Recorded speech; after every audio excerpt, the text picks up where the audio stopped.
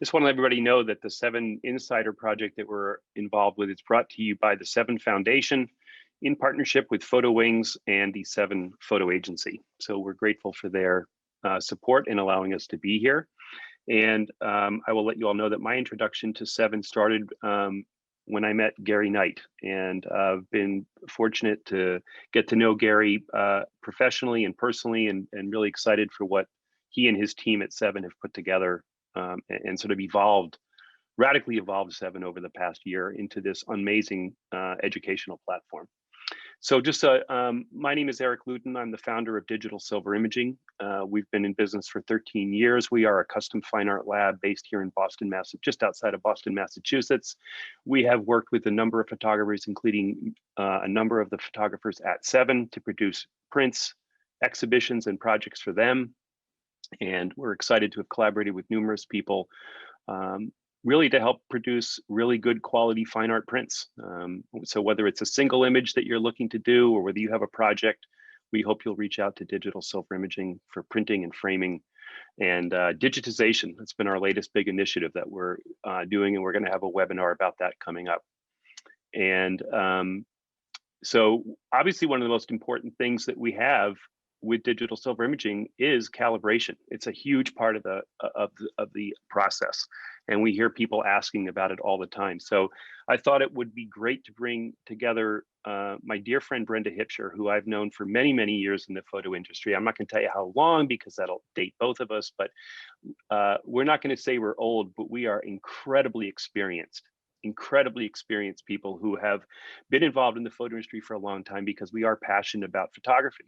And especially the printed image. And I think that that's key. And I know that Brenda brings years of experience to where she is in the photo industry, including having worked in photo labs as a photographer, as a printer, and especially in her multiple roles and many hats that she has at the Mac Photo Group. So I want to introduce Brenda. Great to have her on board. You're in for a very good talk today. Please remember to ask your questions in the Q&A, and just want to thank Brenda for being here and look forward to your presentation. So take it away, my dear. All right. Well, thank you. And thank you for having me. Thanks to VII. Thanks to you guys at DSI. We're very, very happy you're here with us. So this is an important topic today. I have some slides to show you. I want you to be very interactive in the Q&A down there. Any questions that you have, we'll get to as many as we can today. And if we can't get to them, then we'll figure out a way to get you an answer. So this is going to be, I'm going to show you, I'm going to start my slide presentation here. And the title of my presentation today is Color First Aid. Easing the pain of controlling color and exposure. Now, what I want you to understand about this is that anything that I say about color calibration, color profiles, anything that has anything to do with color is also applicable to black and white. There was a question, the first question that came up in the Q&A is please cover black and white for fiber-based. So what we have to understand is that digital sensors, except for the ones that are locked down to do black and white only, are capturing one of the three colors, red, green, and blue. And in every 4 pixels, you've got a red one, a blue one, and 2 green ones. Is that right? Yes. And so what's happening is the color is getting interpolated in the processing of the image from a raw image. Okay. So what you want to do is let's just go through this. And then as you have questions toward the end, we're gonna address them. I want to make sure that you guys are all seeing the right slide, just one slide. Eric, can you just confirm that for me? Yes, we're just seeing your color first aid one, Brenda. So yeah, you're ready to go. All right, here we go. All right. So the first question that we have then is color management, why bother? And that's what we're really going to address. Let me tell you just a little bit about myself. I'm the brand manager for XRite Photo Video at Mac Group. I've been with Mac Group for literally almost 30 years. I know I don't possibly look like I could be that old, but yes, I have been there for almost 30 years. I've been a sales rep. I've been a brand manager. I've worked in marketing. I've done just about every job that I can possibly do there. I formerly managed photo labs. I've worked in studios, commercial labs. I've done a lot of stock photography. And just for fun, I do art repro work because it's really, really hard and I really like to do it. So what you need to know most about me is I love photography. I've loved photography since I was 9 years old when I blacked in my grandmother's bathroom at a Christmas and decided to mix up my little pint versions of chemistry and process my first little pieces of paper in her bathtub. So I've been doing this for an awfully long time. And I think that this is the best time ever to be in photography. This is the golden age of photography because we can control everything and we can do whatever we want to with our image. If we can see it in the world, we can figure out a way to capture it, and we can also figure out a way to preserve it on a piece of photographic paper, which, by the way, is still the surest way to archivally preserve photographs on the planet. There is nothing else that you can do to a photo image that will give it a 200-year plus longevity. So let's just kind of open our minds to the thought, if you don't print now, it's not that this doesn't apply to you, it all applies. Now, most people will say something to me when we talk about color management. They'll start out with something like, I'll just set my monitor so it looks good to my eyes because I'm going to edit with my eyes. So why can't I just set my monitor up so that it looks good to my eyes and then everything I edit's going to look fine? And so to those people, I say, how about this? You count for me the black dots or the white dots, either one. So this slide is showing you a first example of what I want you to understand about your eyes. Your eyes are designed to adapt to what they see. So they're going to try to make sense of anything that they see. That's why you see the black dots turning white and then the white dots turning black, and you can't count either one of them because they're flashing back and forth.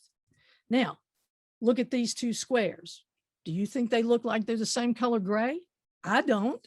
I think the one on the left looks way, way darker than the one on the right.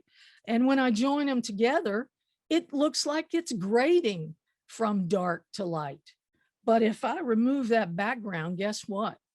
It's the exact same color. My eye is seeing that background and it's trying to make sense of it and adjust to it. The same thing is happening here. To me, it looks like that the blue on the left is much darker than the blue on the right. But when I remove where those join, you can see clearly that it's the same color. And here's another perfect example. Blue on the left for me looks very much darker. On the right, it looks lighter. When I remove the background, put those two things together, guess what? It's exactly the same color. Okay, so this is an example of the fact that our eyes are very easily influenced by surrounding colors. So be aware that your eyes are going to try to adapt and make sense of whatever they are seeing. Now, this slide's an interesting one because early in the morning, this won't give you the same effect as it will in the afternoon. Most of you are going to look at this and think this could not possibly be a still image. It's got to be a GIF, but it's not. This is a still image. And most of you are going to be seeing some level of motion, apparent motion going on in this image. Now, the tireder you are, the later in the day it gets, the more motion you will see. So in the morning, you'll see less. In the afternoon, you'll see more because our physical body has a lot to do with what we see with our eyes. Same thing happens with things like strong emotion. Some of you may have heard the old adage, seeing red as a way to describe being angry. Well, and you've also heard something called green with envy. The reason that we use those colors, those words, is because our physical and emotional state affects how we see color.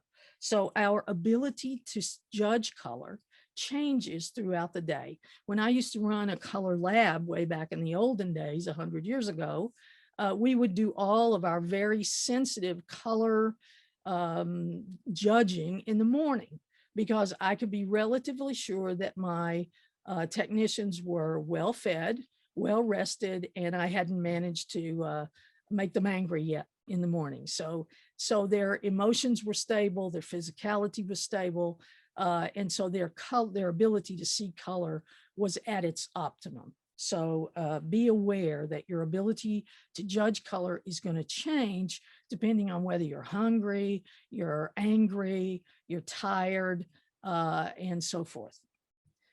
Now, the next thing that we need to deal with is color vision deficiency. If any of you happen to be particularly red-green color deficient, which is one of the most common color deficiency issues, then you're not going to be able to see a number embedded in this field.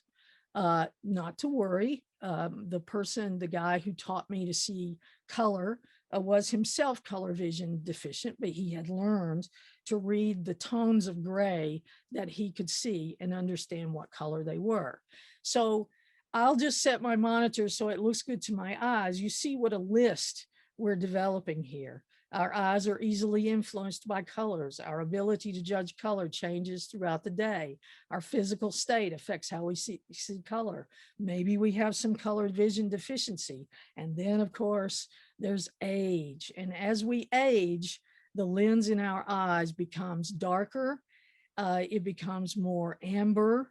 If you know anyone or your parents or grandparents have had friends who had cataract surgery, they're going to always say the colors are so much brighter now because our ability to read these colors changes because of this darkening and this turning amber of the lens of our eye.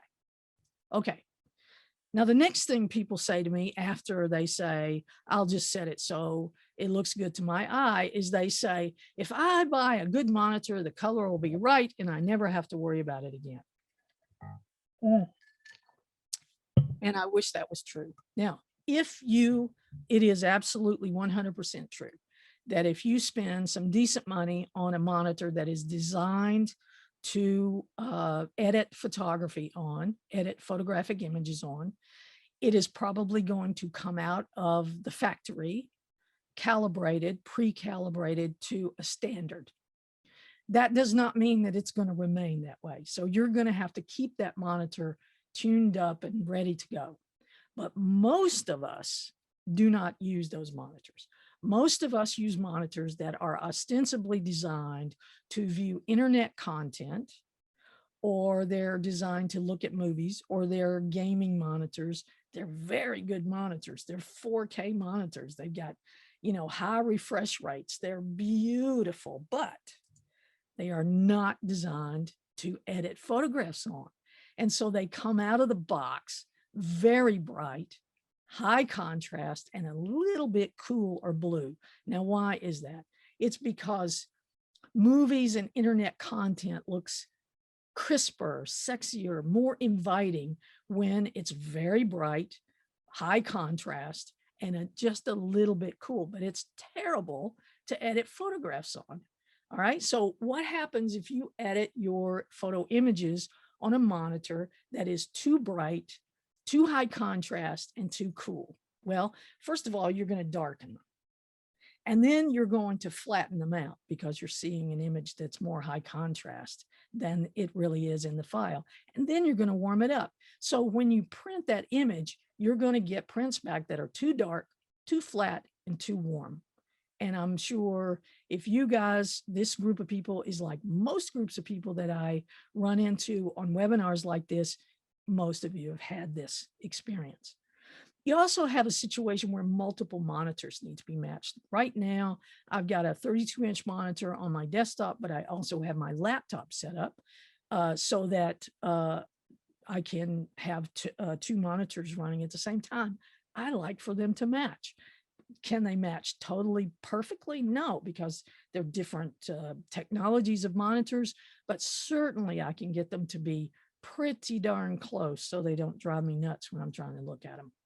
All right. And your monitor needs to match the monitor at your lab or at your customer to whom you are selling your photography. Okay. Because anyone who is going to buy your stock photography, anyone who is going to print your images is most assuredly calibrating and profiling their monitors. And they're calibrating and profiling those monitors to an industry standard to which we all subscribe. Okay. Now, monitors drift over time. That means that if every time your refrigerator or your air conditioner turns on, your lights dim a little bit, you're going to have to calibrate and profile your monitor more often than if your electricity is very stable, because the more fluctuations you have in your electricity, the more all of your electronics in calibration are going to drift. Now, if this were not enough, we also have the issue of all of these different kinds of devices that we use. They all don't produce the same group of colors. Every single one of them produces a different set of colors, a different collection of colors, what we call a color gamut. Okay, so what we're going to do is we're going to look at some visual representations of some particular kinds of color gamuts. So first, let's look at a camera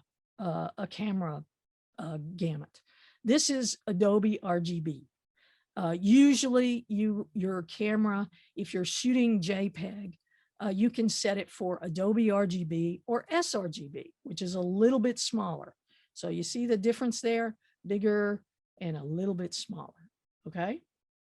Now, when we go to calibrate and profile a monitor, what's going to happen is it's generally usually about the same shape, but it's smaller yet.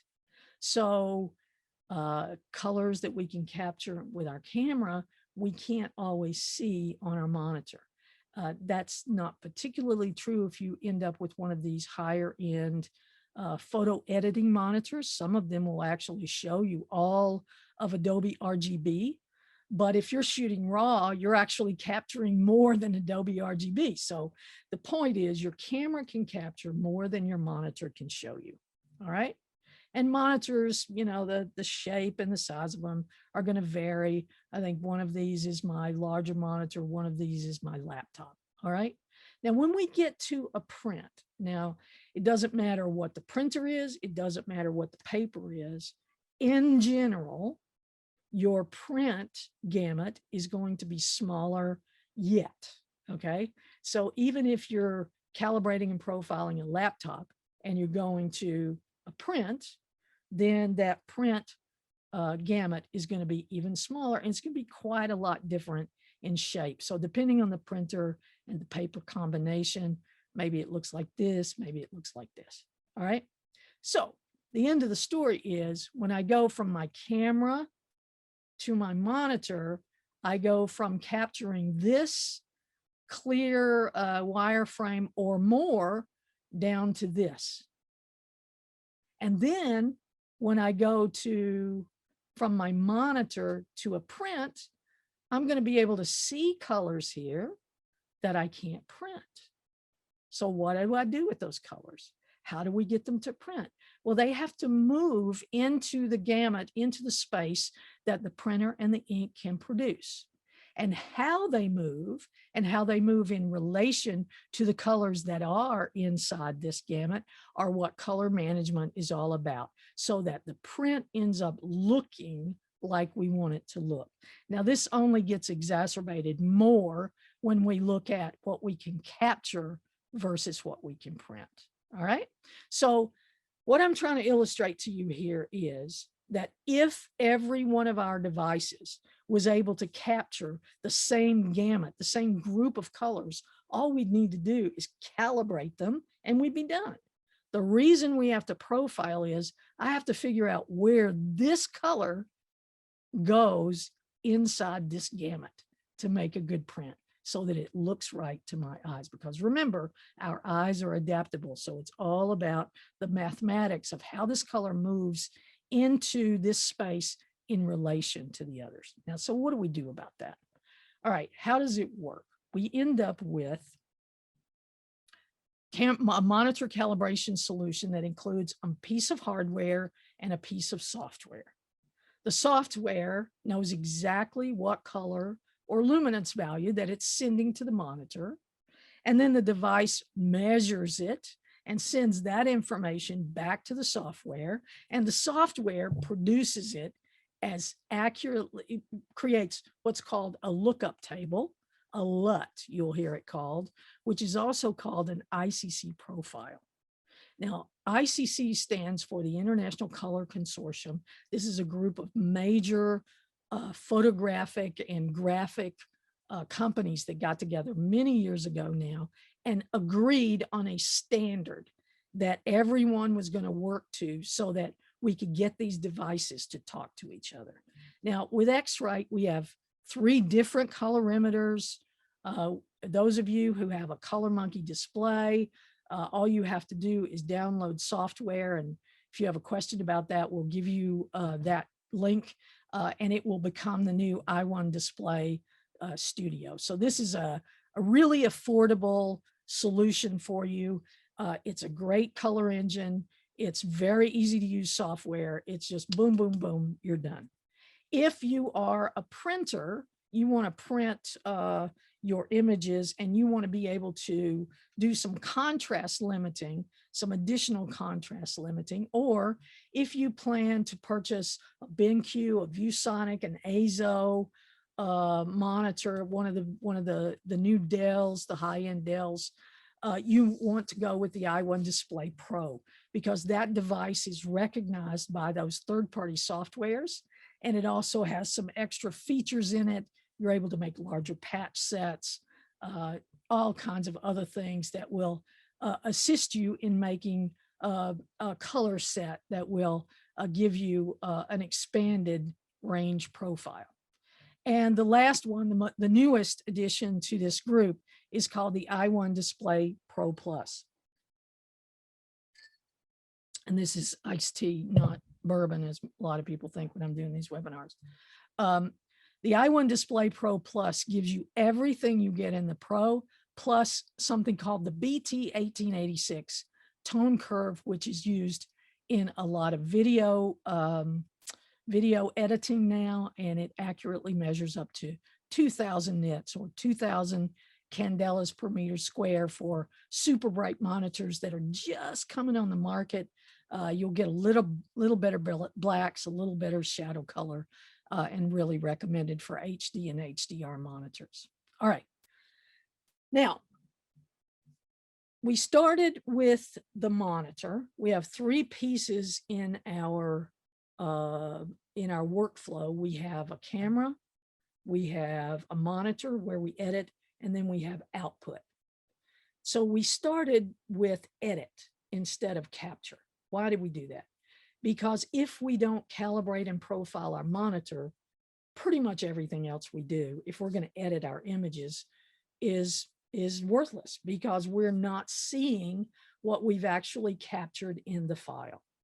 But once you have set up your monitor, you've calibrated and profiled your monitor, then what we want to do is start looking at how can I improve my capture. And particularly for you guys who have, and by guys, I mean guys and gals, who shoot multiple cameras. And if you do, even if you have 2 cameras that are the same manufacturer, the same brand, the same model, you're going to notice that you get different color rendition off of those different sensors. And God forbid you use 2 different kinds of cameras, you're going to get sometimes very different representations. So I want to go through, I want to give you just a little highlight of what happens with camera calibration solutions. So just bear with me for a few minutes. I'm going to stop sharing, and then I'm going to start sharing again on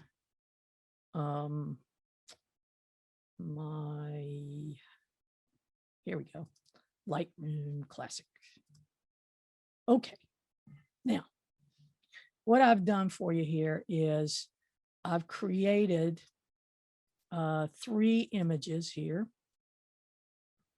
One in tungsten light, one in very cool, like a shade, 7,500 Kelvin lighting, and then one that is a little less than 5,000. Okay, it runs about 4,800.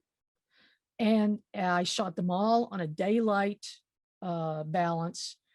You want to, if you're going to use the color checker passport to its greatest level, you want to always be shooting raw, and you want to have your white balance set on something, anything besides auto. Okay, because if it's on auto, then it's going to be running around all over the place. We just need to get it set down. When I travel, I usually have my color balance set on daylight.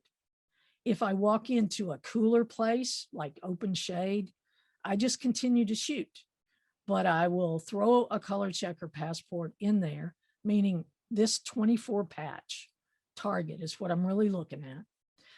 Because when I get back to my edit, whether it's that night on my laptop or when I get back from my trip, then I can white balance. So what I want to show you here is if I do nothing but go from image to image and just white balance, and I white balance on this second white patch, okay? Not the first one, because then whites that are way, way up there near 255 are going to clip. So let's use the second one, and I get a nice, clean color balance, right? I'm going to do that to my second one, which looks a little bit bluer because it's in a little bit cooler light. And so it pops right back in. And then my one that's running right on daylight, 4650 is what it was. And I'm going to bring those in. So if I go back now to my library and I look at these 3 images, they're pretty darn close. So you're going to say to me, okay, Brenda, this is great, and this is fun, and this is wonderful. So I could use a white card to do this. So why do I need to do custom profiles? Well, let me show you something. I'm going to go over here. Before I do this, I want to show you something. This is a very old little passport demo deck that I've used for many, many years. All right. And just don't judge me on the photography, but here, let's just say this is just a regular portrait setup. I set it for flash photography. I had my model hold the color checker passport with this 24 patch target here. And I made a custom profile for this image. All right, so let's look at this. All right, first thing I'm going to do is I'm going to do my white balance, and you're going to see that it cleans up pretty nicely. All right, so we're back to why do I need a custom profile? Well, let me show you this. All right, this is a custom profile that I made for this camera. It's a camera I don't own anymore. It was a Canon camera. And you can you see the colors changing there? Okay. So this is what you get with what Adobe does automatically. Adobe is going to assign some kind of a profile for your camera. The only question is it going to be a generic one, or is it going to be one that's suited for your particular camera sensor? All right. So I'm gonna do this, And I'm going to put this right here like so. I'm going to apply this. Now, my image is all set now. It's got a nice, clean, even background. Usually once I apply the profile, I actually do a second white balance to make sure it's just really clean and clear. And then all I have to do is hold down the shift key and select all of the images that were shot on that camera in that light and hit sync. Just make sure that calibration and white balance is selected. Hit sync and everything pops in. Okay. So you're going to look at this picture and you're going to say to me, well, who cares if this is perfect? Let me show you something. If I just used the Adobe Color profile, look at this area right here. Okay. This is what I'm getting with my custom profile. All this nice detail in this blue. If I didn't have a custom profile, it darkens up. Okay. So, excuse me, didn't mean to go over there. So we're going to go from blocked up to opened up. You see that? See the difference? You wouldn't even know that was missing if you didn't have a custom profile. This is another one of my most favorite images here. So this is my jellyfish with all this beautiful, beautiful, creamy stuff going on here. If I didn't have this custom profile, I remember looking at this the first time when I pulled this up. This was at the aquarium in Cincinnati. And look, this is what I got. I looked at it and I thought, I don't feel the same way I felt when I saw those jellyfish. You know why? Because this is what I saw. Okay. So this is the difference between having Adobe Color as your profile and having it perfectly white balanced versus having a custom profile and getting every single thing you can get out of that image. Okay. So now that's just a little flavor. I want to go back one more time and show you one more little trick that I use all the time. All right. Now I can make a single illuminant profile. This was my tungsten image right here. Or I can do a dual illuminant profile. All right. Now, if I want to do a dual illuminant profile, I'm going to pick this one, which I'm going to go back here. Let me just go back to as shot so that you can see that this is not hocus pocus. All right. So you're going to see that I've got a warm image and a cool image. I'm going to select both of them by holding down the shift key.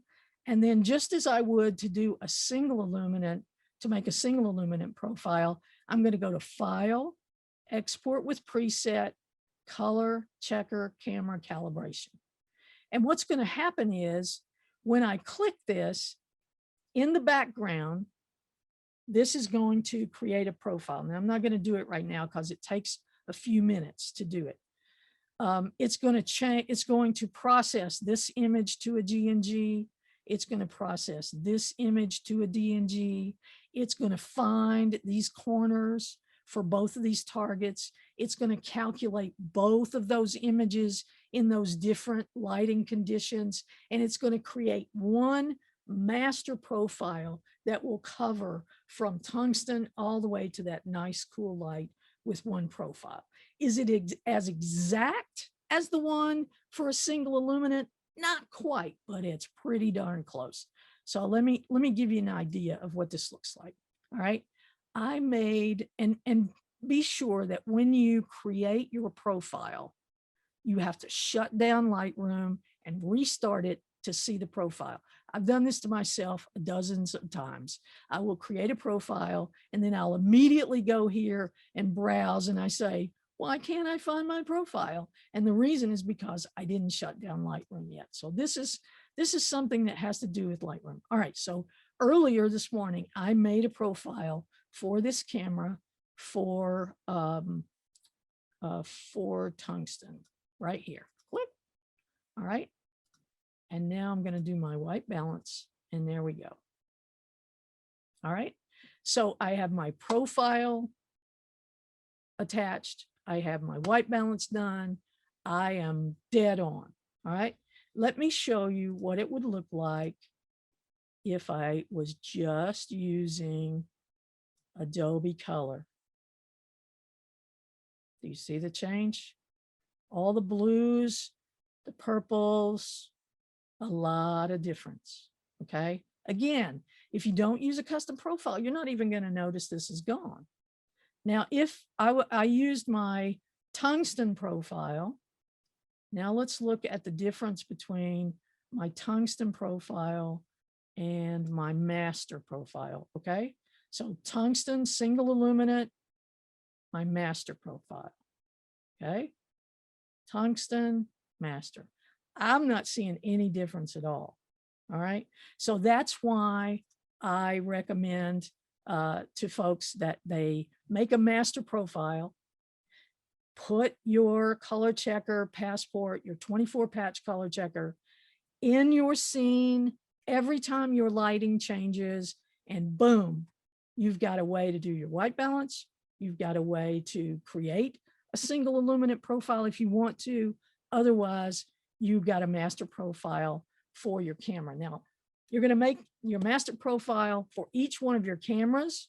You're going to apply that master profile to that single camera images. And once you do that and white balance, those images will match so closely, you can throw them all into one folder and then just edit them. So if it's an event, I did this myself. Last major trip I took before COVID, went to Africa. I had a camera, my partner had a camera, very different cameras. And I did this exact exercise at about 5,000 images between the two of us for that trip. And within a half an hour, I was ready to put them all in one folder, edit them, and decide what we were going to print, what we were going to bore our friends with, and away we went. All right, so let me just finish up my little presentation here, and we will continue on. Gotta find it here first. It's always something, guys. Okay, here we go. Okay. Brenda? Yeah. Are you open to any just quick questions related to Yeah, what you're doing right now, or should we save them to the No, end? this is a good time. This is an excellent Okay. time. So a couple things that I am seeing. One question I'm seeing is, can this be done in Adobe Camera Raw in Bridge? This is a functionality between XRite and Lightroom? No, this certainly, there is a freestanding piece of software called Camera Calibration software that actually installs the plugin into Lightroom. So you certainly can process that one image that has your color checker passport. You can process that image to a DNG, bring it right in there, and you're done. So that will work with Bridge. Yeah, absolutely. Yeah, and Okay, you can that was apply it in one. Bridge. Yeah, so it's just a little bit different workflow, but yes, it absolutely works. All right. And then Next. another couple other questions here. Yep. One was, if someone's using an older camera, like an older Canon 5D Mark III, for instance, and they're shooting in RAW, should they be recalibrating their camera over time? Do sensors kind of shift like monitors do? No, they don't. Oddly enough, I mean, the variation in sensors is caused by the manufacturing process itself. So generally, I'm not saying it couldn't happen, because every pixel has a little tiny filter, red, green, or blue, over every pixel. So it's possible, but it's not nearly the same kind of situation as it is with a monitor. And just maybe one other related to camera profiling before we probably move on to monitor is, Anton was asking if we should make a profile for each lens on the camera. Is it a sensor issue, or is it related to optics? Well, it can be both. So let's just break that down. It's an excellent question. I'm glad we got the question. The reason that we would make a different profile for a lens is if we have a lens that is demonstrably different in the way it's capturing color. Can this happen? Sure, it can happen. I mean, I myself own 3 different manufacturers' lenses for one camera. So can it happen? Of course it can. It's not like it was when you're as old as I am and you remember when optics were coded and hand matched. Because these days, lenses are designed and manufactured, and the lens, the coatings on the lenses are applied by robots. So there's a lot more standardization. But if you, it's all a matter of degrees. If you want to have the absolute most perfect profile you can possibly have, then absolutely profile every lens, absolutely profile both your cameras, absolutely make single illuminant profiles. So it just depends on how. I just want you to understand. So if you go buy a vintage lens and you want to use a vintage lens, then yeah, you absolutely want to profile that. Do that. Okay. Because it could have an extremely different variance on it. Okay, and then just 2 quick more questions here. Someone was asking if Jim was at, or James, I'm sorry, was asking if the camera profiler works for video in the same way.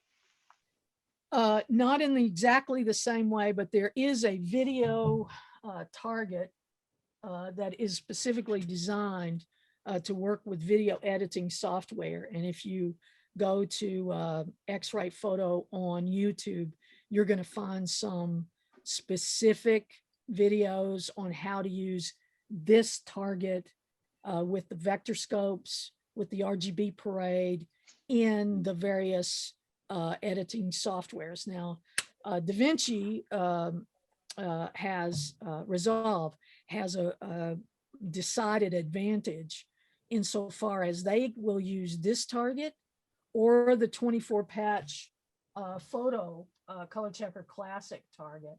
They will use those as a quick 1-click starter color balance in DaVinci Resolve. Just be careful that you don't click it twice. It's one of those things where it should lock out after this first time, but it will keep trying to revise it and you just kind of go backwards, but not exactly the same, but still very useful. Yeah. Okay, so it sounds, James, like you, if you got that from Brenda, that you should probably go to the XRite Photo YouTube and you can do your profiling there for video. And maybe the same thing from Mary, who's asking about scanner profiling. Not something we were going to cover today, but is there something you want to touch on about scanner profiling? Yeah, for sure. If yes. So which I'm assuming only works on like Epson flatbeds. Epson flatbeds. I mean, you know, there are such things as targets, but usually most scanner profiling, reflective scanner profiling software will recognize this target.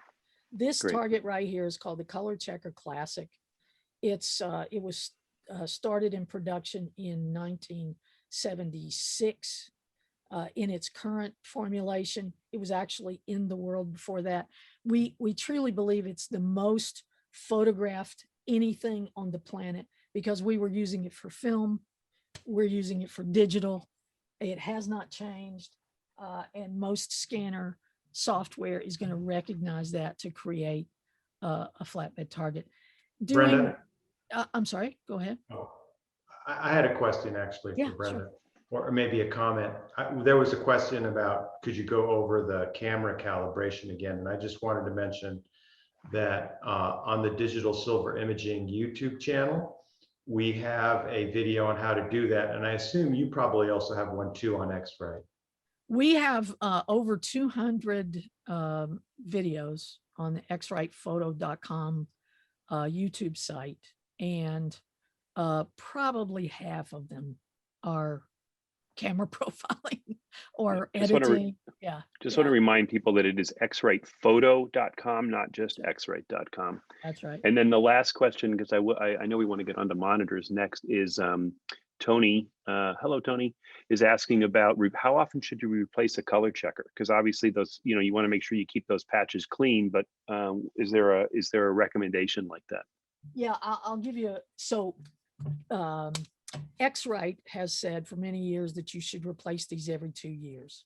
And I agree with them if you are shooting in a studio, you're shooting pretty much every day, and you're going bang, bang, bang, bang all day long on this target with light. If you are using this in some way that most of us are using it, this target this is paint on paper. Now, I have a lot of people say to me, why are these things so expensive? It's just printed paper. No, it's not. It's very carefully, very finely formulated paint on paper. And these things are assembled by hand.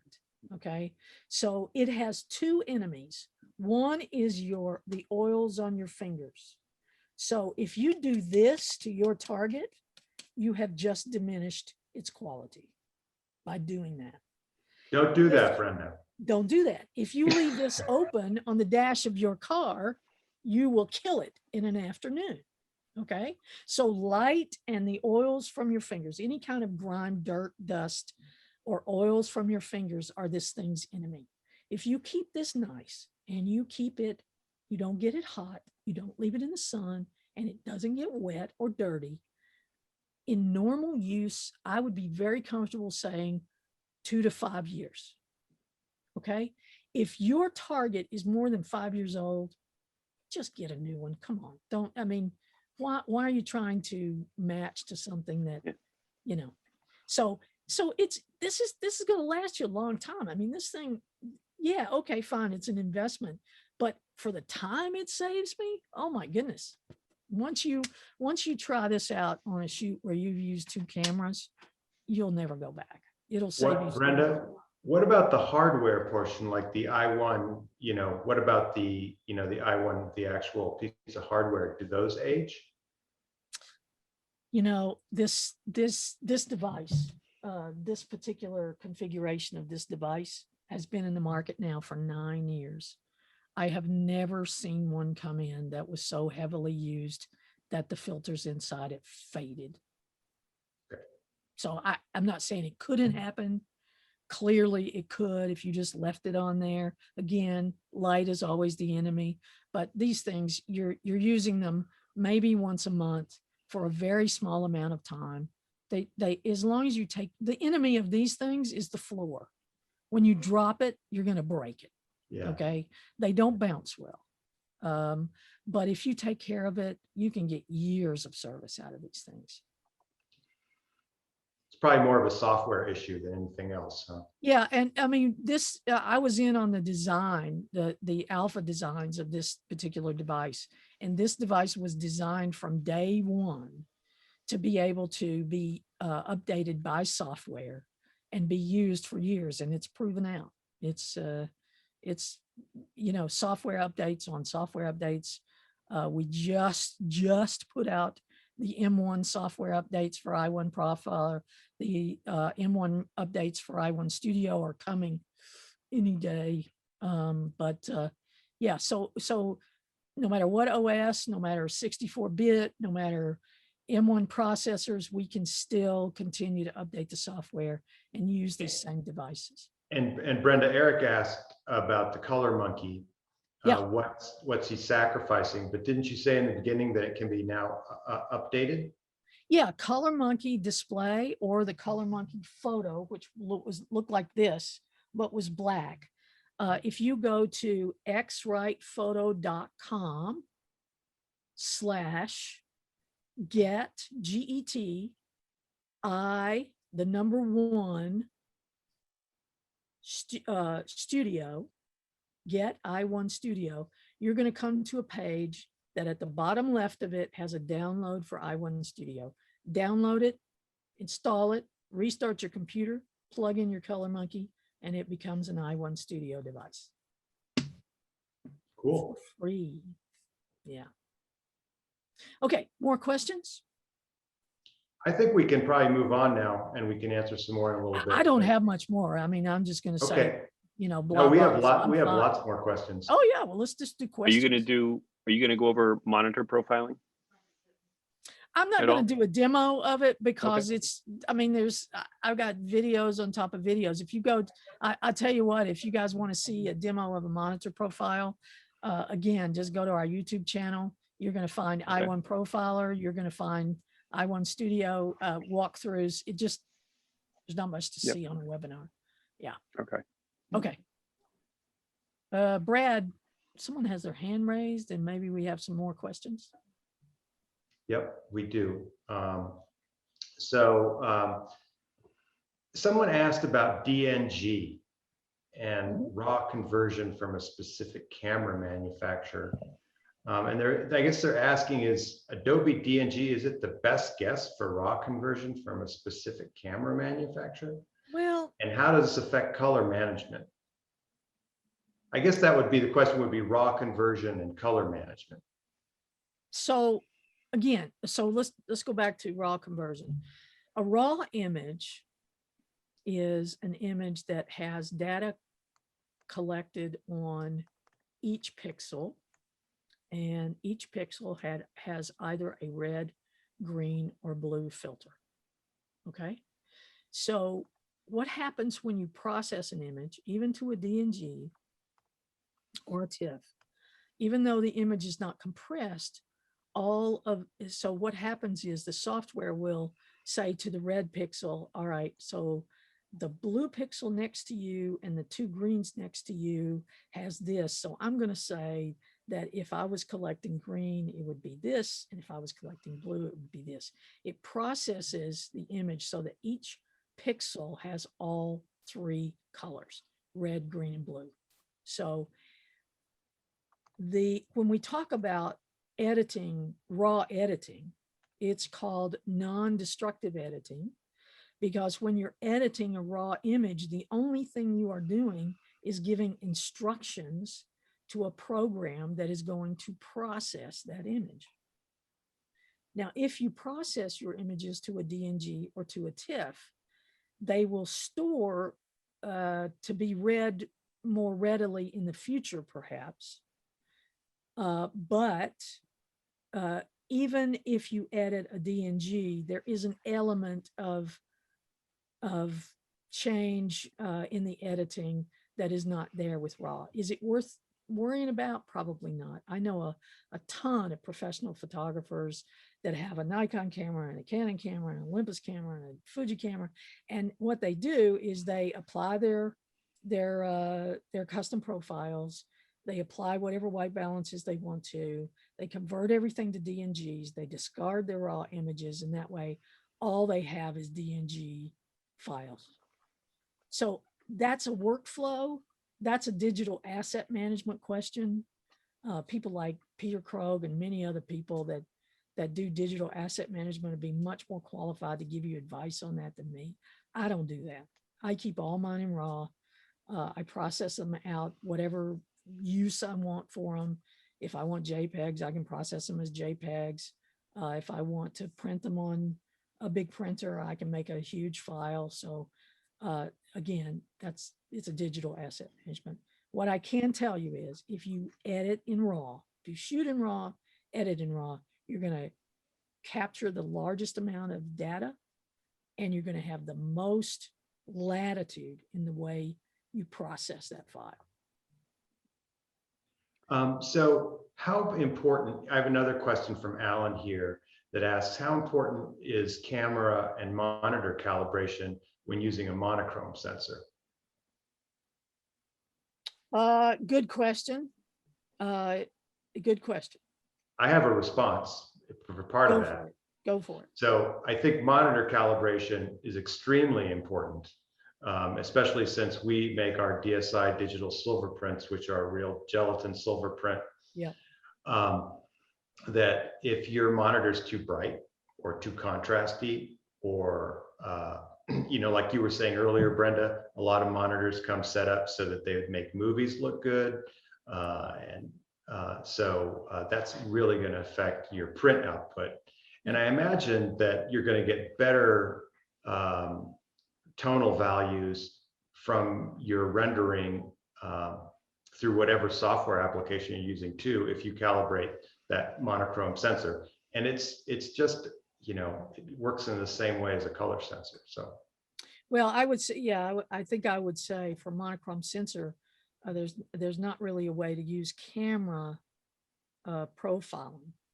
Now, if you're using a color sensor to produce black and white, then absolutely you want to be doing custom camera profiling, because you want to get the absolute tonal range you can get out of the sensor. If you've got a monochrome sensor, I would go 100% with what you're saying, Andrea, that you've got to calibrate and profile your monitor. If you're going to start somewhere in this process, start with the monitor. Okay. And Richard asked, kind of dovetail off that question, is would you address monitor brightness settings? Yeah, for sure. So let's just get into that. I'm gonna, if you've got a pencil, or if you're watching this recorded, here's the magic sauce. The defaults in our software, and the defaults in any color management software for monitor calibration for photo is going to be this. It's going to be 120 candelas per meter squared. That's the brightness.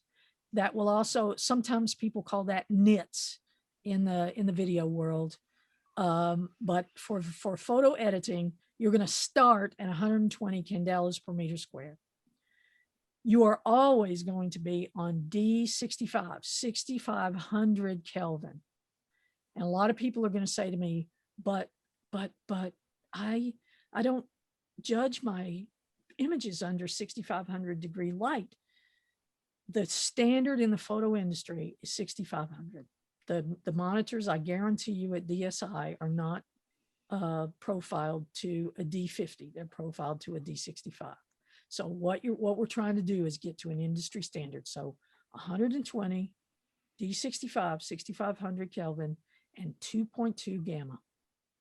I think you just answered Anton's question. Yeah. So, that is what's the best photo brightness? Yeah. Now, here's my little caveat. I'm sitting in a room that's very bright. So 120 is good for me. It's a good place to start. But if I edit my images on a monitor that's calibrated, and the calibration really has to do with how the brightness is set, the profile is actually the way the colors reproduce. If I'm calibrated to 120 and I edit some images and I send them to a lab and they still come back too dark, what does that tell me? That tells me that for my eyes and my environment, I need to go down to a lower setting, because I'm still darkening my images, right? So it is possible that if you're in a very dim setting, you might go as low as 90. It's very often that it might be 100 or 110. But I tell people always to start at 120, send a couple of tests off, have small print made, make your judgment about whether it matches like you want it to. If you don't, recalibrate down to 100 or 110, and you'll get a little bit better. Everybody's eyes are different. Everybody's environment's different. Try to control the light in your environment. I don't edit photographs in the middle of the day. I have 7 skylights in my room. I don't edit in the day. I edit at night because I can control the light at night. Okay. So I think that hopefully, Jenny, that also answered your question. I'm going to throw a tough one at you right now. Uh-oh. Jenny also asked, how does XRite compare to Spider X?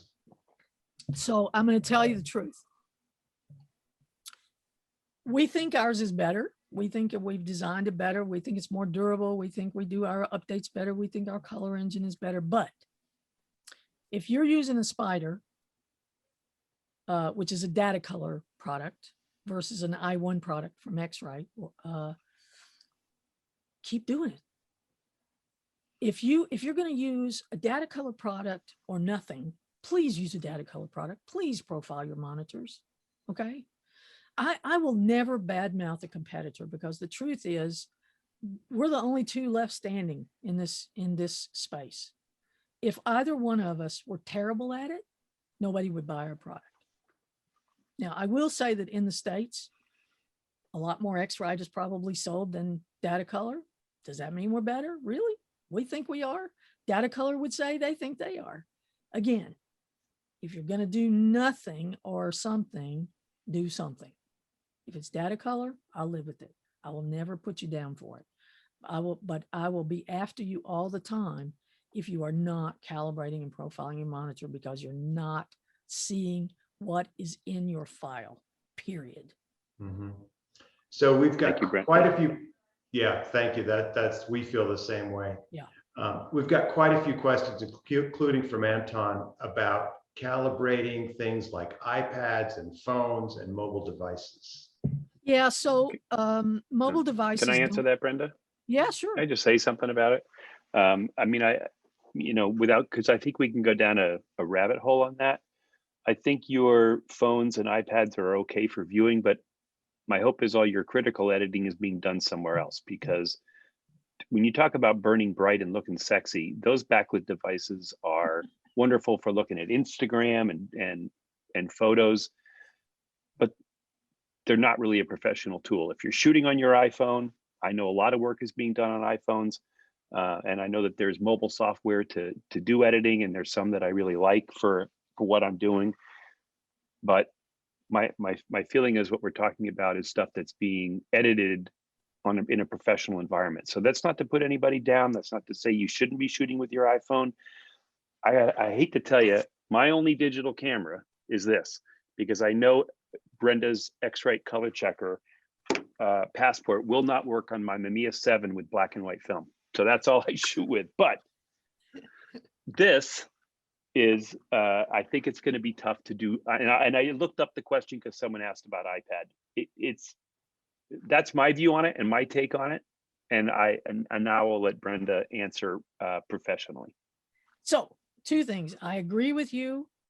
It's a kind of a moot question, because you can't the particularly on iPhone, which has some very, very good sensors for photography and videography. Actually, we can't put color management in at the OS level.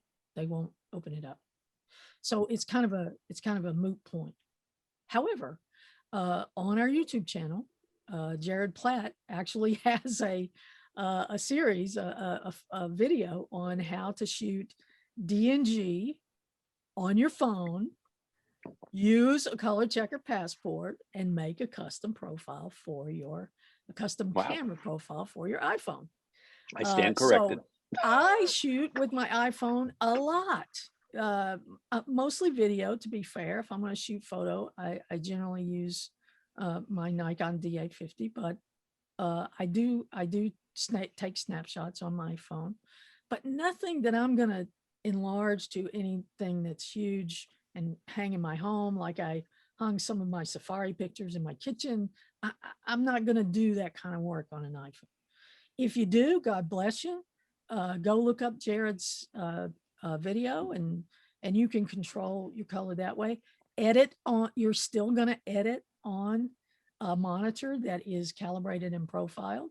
Now, have I ever taken pictures on a trip and sat on a plane or a bus or in a taxi and edited photos on the fly? Yeah, of course I have, but I'm not going to print those pictures. I'm going to post them on Instagram. So it's like Eric said, it's all a matter of degrees, right? So it's kind of a moot point. So Brenda, we have a couple of questions here too. Yep. On calibrating printers. Yeah, so let's talk about that.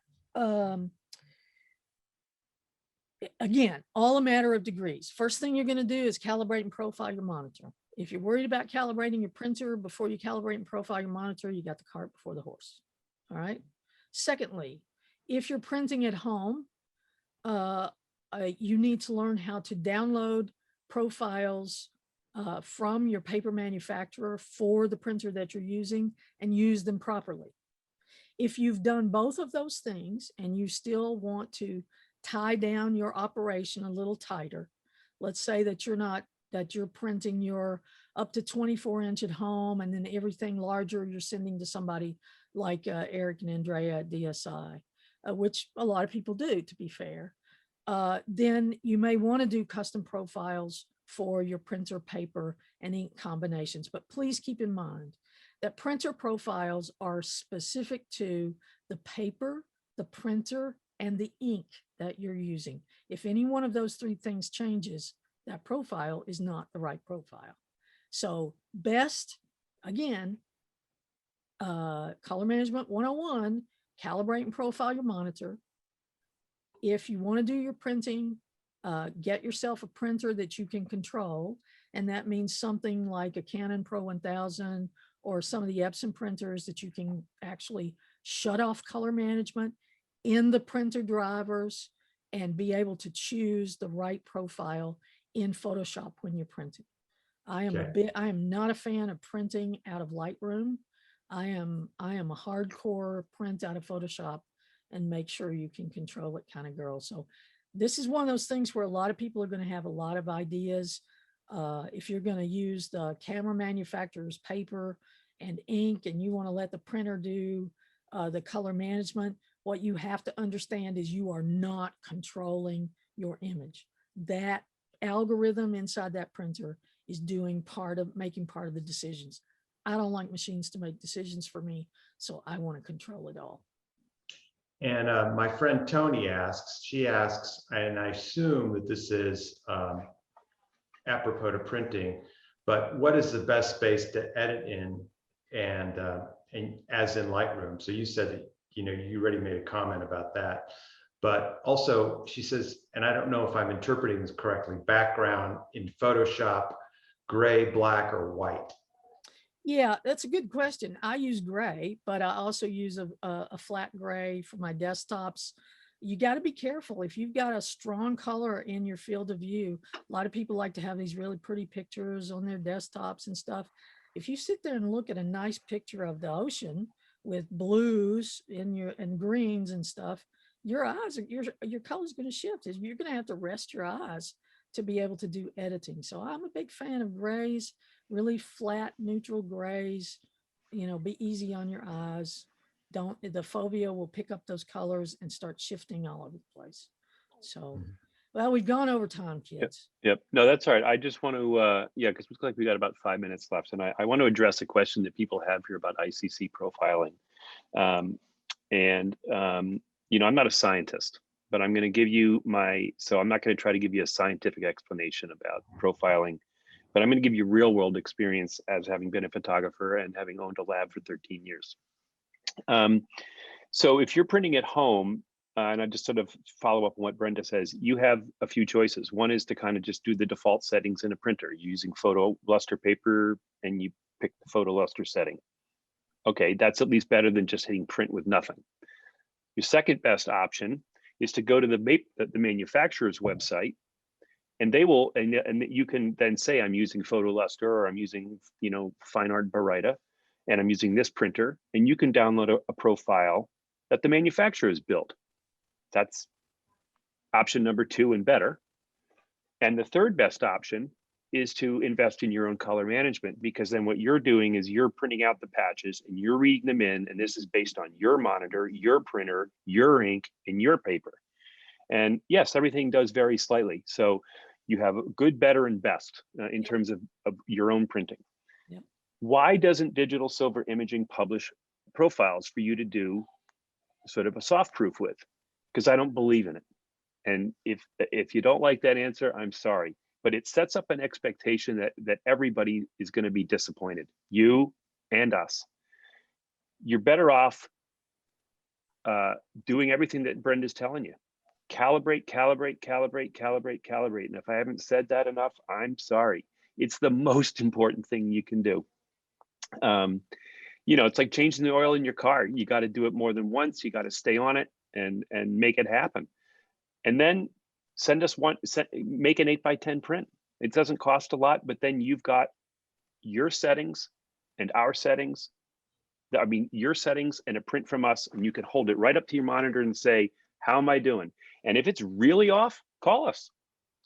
We'll talk to you. We'll try to find out what happened, but we are not going to publish profiles. And unfortunately, especially for our silver gelatin papers, there is no way to produce a black and white profile in this kind of hybrid world of how we expose a silver print from a color laser onto real black and white paper in black and white chemistry. Yeah.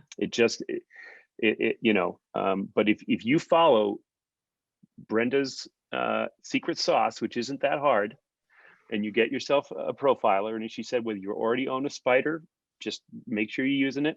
If you don't own one, she's going to email you tomorrow with a link to get one with a discount. And you will find yourself a lot happier, because the worst thing you can do is not do this, but have a decent printer and print out pictures and keep wondering why they're too dark. And then you're adjusting your monitor or your image your file to try to make it look good. And then you haven't controlled for the variables. So we want to help you eliminate variables. And the biggest way you can eliminate a variable in digital photography, because there are myriad variables, is to what, Brenda? Calibrate. Calibrate and profile. All right, so I just want to also mention before we wrap here too, that we have, if you come on late, that this is being recorded and it will be available through VII Insider.